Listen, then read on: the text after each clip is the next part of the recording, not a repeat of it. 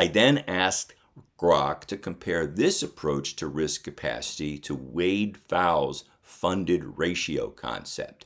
Now, I've done another video on that a while ago, and it says that both approaches are objective, cash flow driven ways to quantify how much risk a retiree can prudently take. They measure capacity, the financial ability to absorb losses or volatility without jeopardizing goals, rather than psychological tolerance.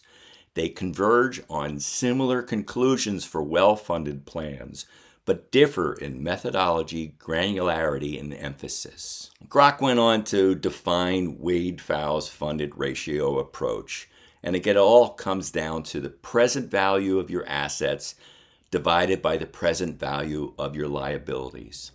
Now, Wade Pfau's concept treats retirement as an asset-liability matching problem, and that's similar to the way pension plans measure their funded status. A funded ratio equals the present value of assets divided by the present value of liabilities. And in this case, assets equal your current portfolio plus the present value of future income streams from Social Security and pensions and any other reliable income streams.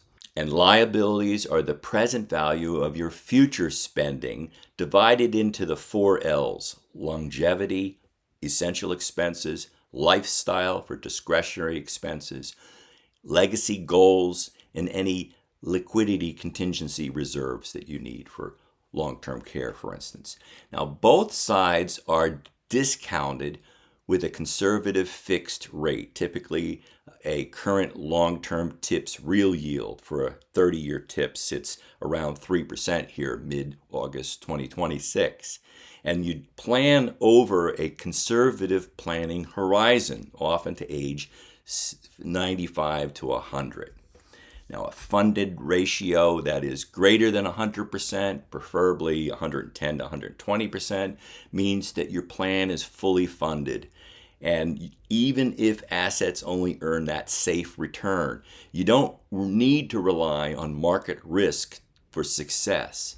The size of the surplus, a ratio greater than 100%, directly quantifies your risk capacity. And that surplus can be invested more aggressively while the matched portion of your assets are in safe assets or reliable income.